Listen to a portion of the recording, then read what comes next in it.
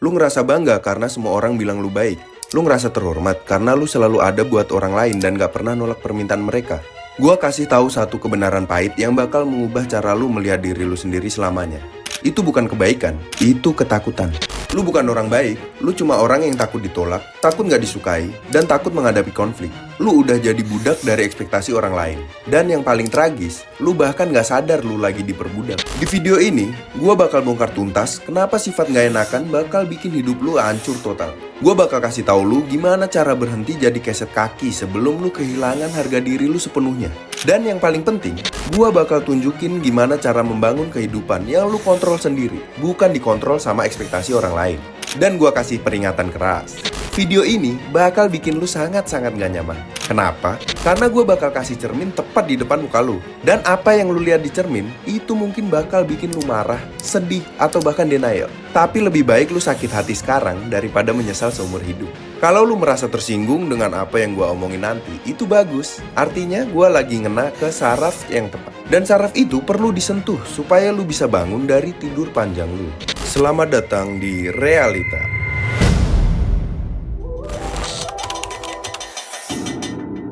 Sebelum kita masuk lebih dalam, gua mau lu coba sesuatu.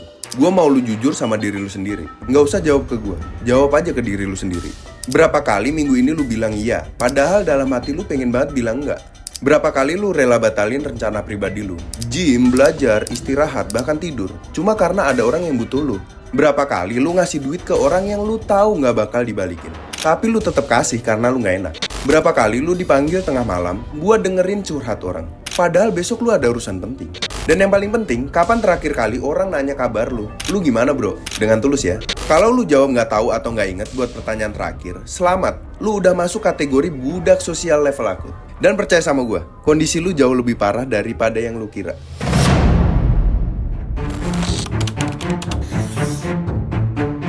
Ini bukan cerita tentang kebaikan. Ini cerita tentang ketidakberdayaan yang dibalut dengan kata baik hati. Dan yang bikin bahaya, jebakan ini gak terlihat kayak jebakan, malah terlihat kayak kebajikan. Coba lu pikir, sejak kapan lu mulai jadi orang baik? Bukan baik dalam artian punya prinsip moral yang kuat ya, tapi baik dalam artian gak bisa nolak orang. Kebanyakan dimulai dari masa kecil. Mungkin ortu lu, guru lu, atau orang-orang di sekitar lu selalu memuji lu saat lu nurut, saat lu gak ngelawan, saat lu ngalah. Anak baik, anak penurut, gak rewel. Dan pujian itu terasa enak. Lu jadi kecanduan pujian itu. Tapi tanpa lu sadari, ya sebenarnya lu pelajari bukan kebaikan. Lu belajar penghindaran. Lu belajar kalau cara paling aman buat hidup adalah dengan gak bikin masalah, gak bikin orang kecewa, dan selalu bilang iya. Dan sekarang, puluhan tahun kemudian, lu masih jalanin pola yang sama. Bedanya, sekarang lu gak dapet pujian lagi. Lu cuma dapat lebih banyak permintaan. Karena orang udah tahu, lu gak bakal bisa bilang enggak.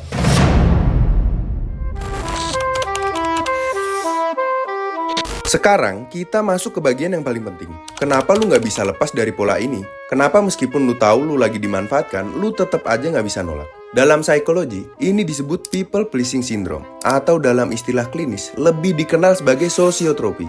Lu kecanduan validasi eksternal, self-worth lu, harga diri lu, tergantung sepenuhnya dari pendapat orang lain tentang lu. Setiap kali lu nolongin orang, dan mereka bilang, makasih ya, lu baik banget, otak lu ngelepasin dopamin. Hormon kesenangan yang sama yang dilepas saat lu makan coklat atau dapat like Instagram. Lu secara harfiah, kecanduan persetujuan sosial. Tapi ada masalah, toleransi. Sama kayak kecanduan lain, lu butuh dosis yang lebih tinggi buat dapetin efek yang sama. Dulu cukup bantuin temen bawa barang, sekarang lu harus pinjamin duit, jadi supir gratisan, bahkan jadi tempat sampah emosional 24/7. Dan inilah yang lu gak sadari. Lu mengorbankan waktu lu, energi lu, kesehatan mental lu, bahkan uang lu untuk masalah orang lain yang sebenarnya bukan urusan lu. Dan lu tahu apa yang lu dapat sebagai balasan? Bukan rasa hormat, tapi ekspektasi. Orang gak lagi ngelihat lu sebagai orang yang bisa bantu. Mereka ngelihat lu sebagai orang yang harus bantu. Lu udah jadi utility, alat yang fungsinya melayani kebutuhan orang lain. Ingat satu hal paling fundamental tentang psikologi manusia. Orang yang selalu bilang iya pada setiap permintaan orang lain sebenarnya lagi bilang tidak pada dirinya sendiri. Setiap kali lu bilang iya ke orang lain, lu bilang tidak ke waktu istirahat lu, waktu buat keluarga lu, waktu buat mimpi lu, waktu buat kesehatan lu, waktu buat jadi diri lu sendiri. Lu gak punya batasan. Dan dalam teori psikologi boundaries, orang tanpa batasan itu ibarat rumah tanpa pagar. Siapa aja bisa masuk, ambil apa yang mereka mau, dan pergi tanpa izin. Dan tanpa batasan, orang lain gak akan menghargai lu, men. Mereka cuma butuh memanfaatkan lu. Lu bukan teman bagi mereka. Lu cuma alat yang gampang dipakai dan gampang dibuang. Dan yang tragis, lu sendiri yang kasih izin mereka buat ngelakuin itu.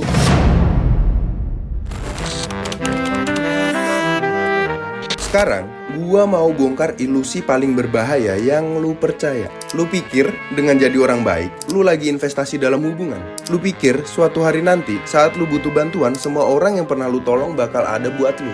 Ini adalah kebohongan terbesar yang lu kasih ke diri lu sendiri buat justify perilaku lu.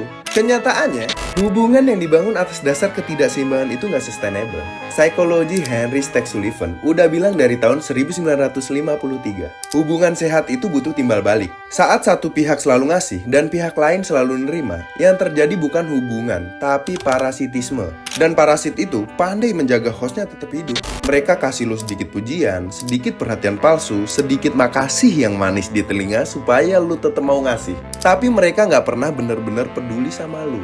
Lu mau bukti? Coba inget saat lu bener-bener down. Saat lu bener-bener butuh bantuan. Saat lu bener-bener butuh seseorang buat dengerin lu. Berapa orang yang lu tolong selama ini yang beneran ada buat lu? Nggak banyak kan? Mungkin bahkan nol. Karena mereka nggak pernah ngeliat lu sebagai manusia yang bisa punya masalah. Lu cuma solusi buat masalah mereka.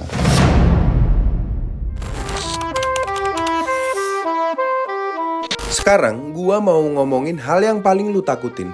Apa yang terjadi di akhir jalan ini? Apa yang menunggu lu kalau lu terus-terusan jadi keset kaki? Pertama, lu bakal berakhir dengan burnout yang masif. Ini bukan sekedar capek biasa. Ini adalah kelelahan yang sampai ke tulang. Lu bangun pagi udah ngerasa lelah. Lu lihat notifikasi HP, lu udah ngerasa anxiety. Lu denger nama orang tertentu, lu udah ngerasa beban di dada. Dalam dunia psikologi klinis, ini disebut compassion fatigue. Kelelahan karena terlalu banyak empati ke orang lain tanpa ngasih empati ke diri sendiri. Biasanya dialami sama para medis atau pekerja sosial. Tapi lu ngalamin ini tanpa dibayar, tanpa pengakuan, bahkan tanpa terima kasih yang tulus. Kedua, lu bakal ngembangin resentment, rasa benci yang mengakar. Bukan cuma ke orang lain, tapi yang paling parah ke diri lu sendiri. Lu bakal benci sama diri lu karena lu gak bisa bilang enggak. Lu bakal benci sama diri lu karena lu lemah. Lu bakal benci sama diri lu setiap kali lu ngeliat cermin. Dan rasa benci ini berbahaya, karena ini bakal muncul dalam bentuk self-sabotage. Lu bakal mulai ngerusak diri lu sendiri. Mungkin lewat makan berlebihan, mungkin lewat perilaku destruktif lainnya. Ini adalah cara alam bawah sadar lu hukum diri lu sendiri karena lu terlalu lemah buat hukum orang yang sebenarnya layak dihukum. Ketiga, dan ini yang paling menghancurkan, lu bakal kehilangan identitas. Lu udah lupa siapa diri lu sebenarnya karena lu udah terlalu lama jadi apa yang orang lain mau lu jadi. Ngerti gak? Ngerti kan? Coba lu jawab pertanyaan ini sekarang. Apa hobi lu? Apa passion lu? Apa yang lu mau dari hidup lu? Gak bisa jawab kan? Atau jawabannya samar dan gak jelas? Karena selama ini lu terlalu sibuk ngurusin hidup orang lain sampai lu lupa lu punya hidup sendiri. Lu kehilangan tahun-tahun terbaik dalam hidup lu cuma buat ngebangun mimpi orang lain. Sementara mimpi lu sendiri terbengkalai di pojokan, berdebu dan akhirnya mati. Dan yang paling menyakitkan, saat lu udah tua nanti, lu lihat ke belakang dan lu sadar, lu udah menghabiskan seluruh hidup lu buat orang lain. Dan orang-orang itu, mereka gak bakal datang ke pemakaman lu. Karena mereka cuma butuh itu saat lu berguna. Orang-orang yang dulu lu bantu, sekarang udah sukses. Mereka punya karir cemerlang, keluarga harmonis, dan kehidupan yang mereka mau. Sementara lu masih di titik yang sama. Lu masih sibuk bantuin orang lain, sementara umur lu terus bertambah dan peluang lu terus berkurang. Lu lihat deh teman-teman lama lu di sosial media. Mereka posting prestasi, liburan ke luar negeri, nikahan, punya anak pertama, punya rumah baru. Dan lu cuma bisa kasih like sambil nelen pahit kenyataan bahwa energi yang lu habiskan buat mereka dulu, energi yang seharusnya lu pakai buat membangun hidup lu sendiri, sekarang udah gak bisa dibalikin. Waktu itu gak bisa dibalikin. Energi itu gak bisa direcover. Dan yang paling tragis, respect yang lu pikir bakal lu dapet dari jadi orang baik, itu gak akan pernah dateng. Karena orang gak bakal respect sama orang yang gak bisa respect sama diri sendiri.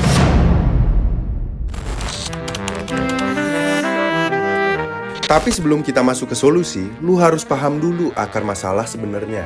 Karena kalau lu cuma tahu gejalanya tanpa tahu akarnya, lu nggak akan bisa benar-benar berubah.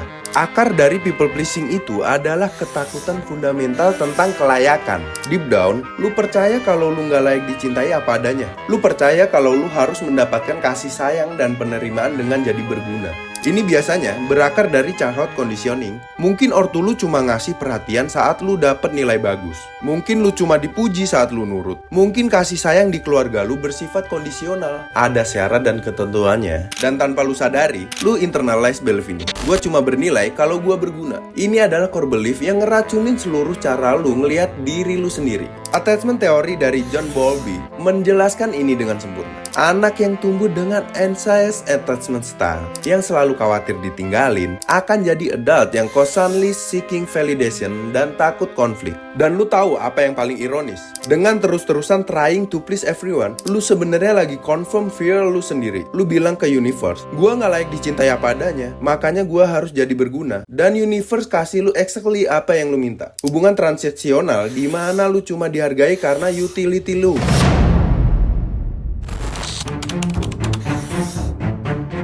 Sekarang gua mau lu coba satu eksperimen sosial minggu ini. Ini bakal jadi reality check paling brutal yang pernah lu alami. Bilang enggak ke permintaan berikutnya yang lu terima. Nggak perlu permintaan besar. Bisa sesimpel, besok temenin gua ya ke mall. Atau pinjem duit dong, gua lagi BU. Atau bikinin PR gua dong. Bilang aja, enggak ya, nggak bisa. Atau enggak deh. Dan yang paling penting, jangan kasih alasan. Jangan elaborate. Jangan explain. Cuma bilang nggak bisa dan diem. Lu bakal kaget sama reaksinya. Lu bakal lihat wajah asli dari orang-orang yang selama ini lu anggap temen baik. Mereka bakal marah, mereka bakal bilang lu berubah, lu egois, lu lupa dia. Mereka bakal guilt trip lu dengan ngomongin semua yang pernah mereka lakuin buat lu. Padahal lu tahu persis kalau lu udah bales 10 kali lipat, bahkan 100 kali lipat. Dan disinilah lu sadar kebenaran yang menghancurkan. Mereka bukan temen lu. Mereka cuma parasit sosial yang kebetulan punya nomor HP lu. Dan selama ini lu adalah host yang dengan sukarela nyediain darah buat mereka isep.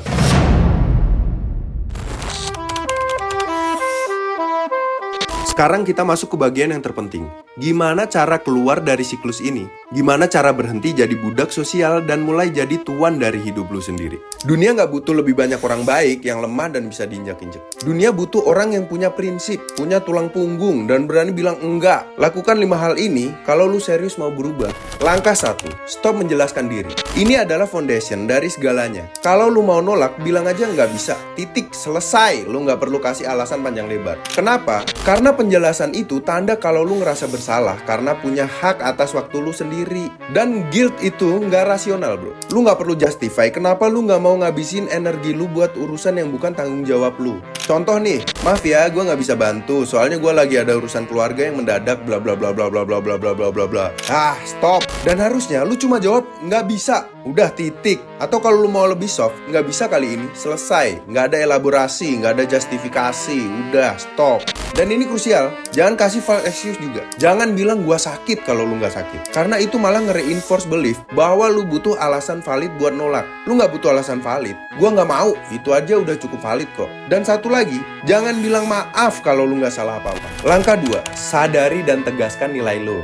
Lu bukan mesin, lu bukan alat, lu bukan NPC di game orang lain. Lu adalah manusia dengan value. Nilai yang ada bukan karena apa yang lu lakuin, tapi karena lu yang eksis. Orang yang benar-benar peduli sama lu bakal menghargai keputusan lu. Kalau mereka marah atau kecewa saat lu bilang enggak, itu adalah informasi. Mereka nggak marah karena lu nolak bantu. Mereka marah karena lu berani keluar dari peran yang udah mereka assign ke lu. Peran sebagai utility mereka. Bagus, sekarang lu tahu siapa mereka sebenarnya kan? Dan knowing is half the battle. Mulai hari ini, setiap kali lu berinteraksi sama seseorang, tanya ke diri lu dulu, apakah hubungan ini seimbang? Kalau jawabannya enggak, lu punya 2 opsi, communicate untuk balance it out, atau cut it off. Nggak ada opsi ketiga. Staying dalam hubungan yang nggak seimbang itu adalah bentuk self-betrayal. Dan ini penting, lu berhak punya waktu buat diri lu sendiri. Lu berhak punya energi buat mimpi lu sendiri. Lu berhak bilang, gua nggak mau tanpa elaborate kenapa. Dan siapapun yang nggak bisa accept itu, mereka nggak berhak ada di hidup lu. Harga diri lu bukan dari seberapa berguna lu buat orang lain. Harga diri lu ada karena lu manusia. Full stop. Langkah 3, latih agresi sehat. Sekarang ini adalah bagian yang paling disalahpahami tapi paling penting. Lu harus punya kemampuan untuk jadi bahaya. Jordan Peterson bilang dengan brilian, orang baik yang gak bisa jadi jahat itu bukan baik. Mereka cuma lemah. Kebaikan yang sejati datang dari kekuatan untuk berbuat jahat tapi memilih untuk tidak melakukannya. Baca lagi, internalize. Kalau lu gak punya pilihan untuk jadi jahat, untuk konfrontasi, untuk bilang hal yang harus, untuk walk away, untuk fight back, maka kebaikan itu bukan virtu. Itu cuma ketidakberdayaan dengan nama yang bagus. Punya taring itu penting, bukan buat gigit orang, tapi supaya orang tahu kalau lu bisa gigit. Ini prinsip dasar dari deterrence theory, peace through strength. Nah, cara latih ini sebenarnya gampang, prakteknya bilang nggak di depan cermin. Langkah 4, rebuild your identity. Setelah lu mulai create space dengan bilang enggak, lu bakal nyadar satu hal, lu punya waktu. Waktu yang selama ini lu abisin buat orang lain sekarang jadi waktu lu. Gunakan waktu ini buat reconnect sama diri lu sendiri. Siapa lu sebenarnya kalau nggak ada ekspektasi orang lain? Apa yang lu suka? Apa yang lu passionate about? Apa yang bikin lu ngerasa hidup? Ini proses yang nggak gampang karena identity lu udah terlalu lama di-defend sama orang lain. Tapi ini adalah journey paling penting dalam hidup lu. Mulai dari pertanyaan sederhana deh. Kalau lu punya weekend penuh tanpa obligation, lu mau ngapain? Skill apa yang pengen lu pelajari sejak dulu tapi gak pernah sempet? Kalau lu gak perlu mikirin judgement orang lain, hidup kayak apa yang mau lu jalanin? Jawab pertanyaan ini dengan jujur, tulis di notes, dan mulai alokasiin waktu, even if cuma 30 menit sehari lah, buat ngejar jawaban-jawaban itu. Karena ini yang orang gak ngeh. Lu gak bisa respect diri lu sendiri kalau lu gak tahu siapa diri lu. Dan kalau lu gak respect diri lu sendiri, gak akan ada orang lain yang mau respect sama lu. Langkah 5, build your tribe. Setelah lu mulai filter out orang-orang yang cuma manfaatin lu bakal ngerasa kesepian. Ini normal kok. Ini adalah fase yang harus lu lewatin emang. Tapi ini juga adalah kesempatan buat build hubungan yang bener. Hubungan yang based on mutual respect, bukan on utility. Cari orang-orang yang nanya kabar lu dengan tulus. Bisa terima jawaban enggak dari lu tanpa marah. Ngasih tanpa ngarep something in return. Support mimpi lu, bukan cuma pakai lu buat mimpi mereka. Celebrate sukses lu, bukan cuma kontak lu kalau mereka butuh sesuatu. Ini mungkin cuma segelintir orang, dan itu nggak apa-apa kok. Lebih bagus 3 orang temen daripada 100 temen yang, ya gitulah. Dan inget, lu juga harus jadi orang yang lu cari. Lu harus berguna. Tapi bedanya sekarang, lu berguna buat diri lu sendiri. Dan karena lu mau, bukan karena lu takut.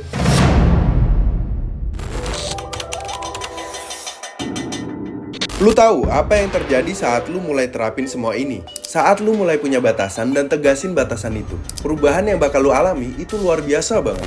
Yang pertama, pikiran jadi jernih. Lu bakal bangun pagi tanpa rasa cemas. Kira-kira hari ini siapa ya yang bakal minta tolong lagi? Lu nggak lagi tegang terus, nungguin permintaan berikutnya. Ruang di kepala lu jadi lebih jernih. Lu bisa mikir dengan jelas, mutusin dengan jelas, hidup dengan jelas. Yang kedua, energi berlebih. Lu tiba-tiba punya energi buat hal-hal yang beneran penting. Lu bisa olahraga, lu bisa belajar kemampuan baru, lu bisa ngejar passion lu. Karena lu nggak lagi nguras diri lu sendiri buat orang yang nggak layak. Yang ketiga, dihormati.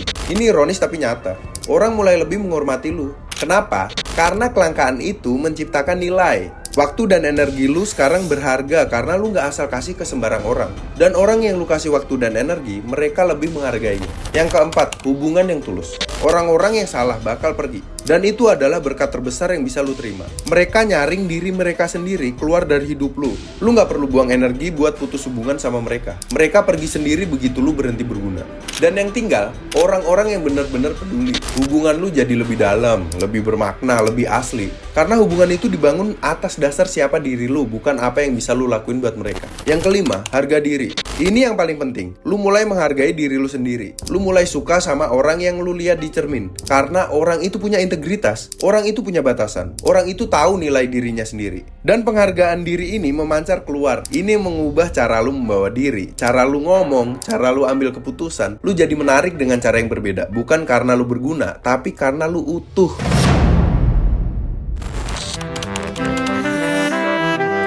Tapi sebelum lu terlalu seneng, gua harus kasih peringatan yang serius. Perjalanan ini gak bakal mudah. Ini akan jadi salah satu fase tersulit dalam hidup lu. Dan kalau lu gak siap, lu bakal nyerah di tengah jalan. Saat lu mulai berubah, lu bakal dapet perlawanan dari segala arah. Dari orang lain lebih tepatnya. Mereka bakal bilang lu egois, lu berubah, lu sombong, lupa diri, nggak kayak dulu, kepengaruh hal-hal negatif. Mereka bakal bikin lu merasa bersalah. Mereka bakal puter balik fakta. Mereka bakal coba manipulasi lu balik ke posisi budak. Keluarga lu mungkin bakal kecewa karena lu nggak lagi jadi anak yang nurut. Teman-teman lu bakal menjauh karena lu nggak lagi enak buat nongkrong. Ya sebenarnya artinya lu nggak lagi mudah dimanfaatkan. Dan mereka bakal senjatain kebaikan lu yang dulu. Lu kan dulu baik, sekarang kok jadi gini? Artinya, lu kan dulu lemah, sekarang kok jadi berani ngelawan?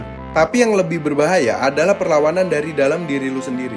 Lu bakal ngerasa bersalah, sangat bersalah. Setiap kali lu bilang enggak, lu bakal ngerasa kayak lu adalah orang terjahat di dunia. Lu bakal mikir, apa gua yang salah? Apa gua terlalu keras ya? Apa gua harusnya lebih pengertian ya? Lu bakal ragu sama diri lu sendiri setiap hari.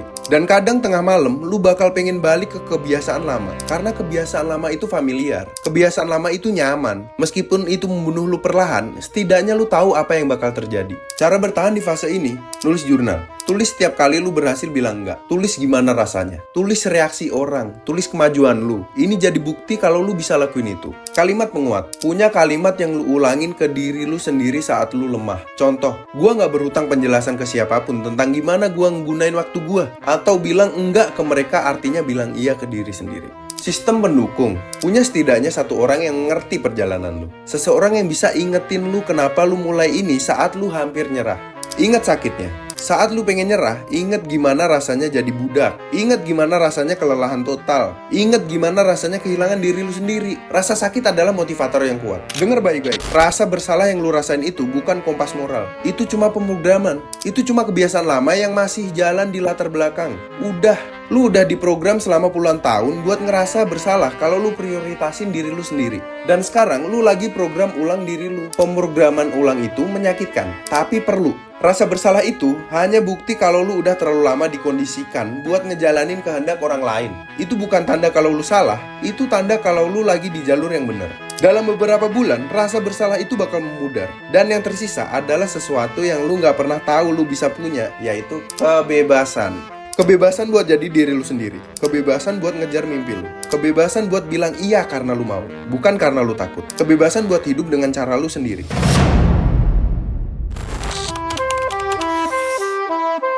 Sebelum gua tutup, gua mau lu lihat gambaran yang lebih besar. Ini bukan cuma tentang lu, ini tentang wabah sosial yang lagi terjadi di generasi kita. Kita hidup di era yang memuliakan kebaikan tanpa ngajarin batasan. Kita dikasih tahu buat be nice, tapi nggak pernah dikasih tahu kalau nggak apa-apa buat melindungi diri sendiri. Kita diajarin buat jangan egois, sampai kita lupa kalau merawat diri sendiri itu bukan keegoisan. Media sosial bikin ini lebih parah. Semua orang posting tentang nolong orang lain, dan selalu ada buat temen. Dan kalau lu nggak lakuin itu, lu ngerasa kayak lu orang jahat. Tapi yang nggak mereka posting adalah kelelahan total, rasa benci yang mengendap, atau kenyataan kalau sebagian besar pertolongan itu satu arah. Dan ini menciptakan generasi yang nggak tahu cara bilang enggak, selalu kewalahan, merasa bersalah karena punya kebutuhan sendiri, mengorbankan mimpi mereka buat orang lain, berujung depresi, cemas, dan kehilangan arah. Ini bukan kegagalan pribadi, ini adalah masalah sistemik. Tapi solusinya adalah tindakan pribadi. Lu nggak bisa tunggu masyarakat berubah, lu harus jadi yang mulai berubah. Satu batasan dalam satu waktu.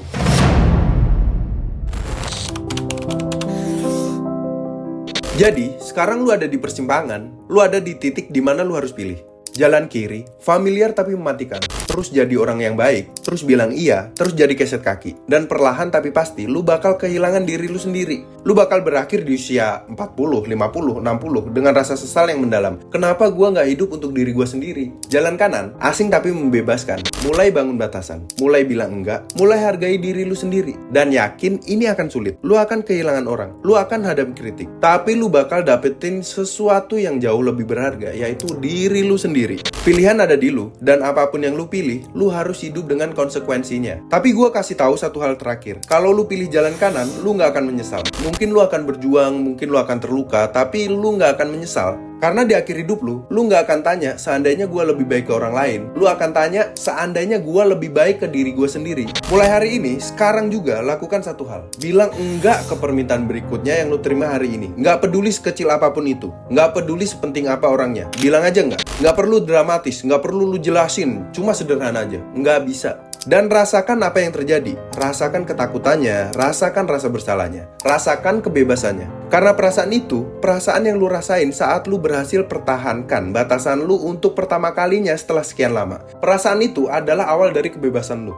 Berhenti minta izin buat hidup dengan cara lu sendiri. Berhenti minta maaf buat hal-hal yang bukan salah lu. Berhenti ngerasa bersalah karena lu punya kebutuhan, mimpi, dan batasan. Lu bukan keset kaki, lu bukan alat, lu bukan karakter figuran di game orang lain. Lu adalah pemilik satu-satunya dari satu-satunya hidup yang lu punya. Dan kalau lu nggak bela diri lu sendiri, siapa yang bakal belain lu?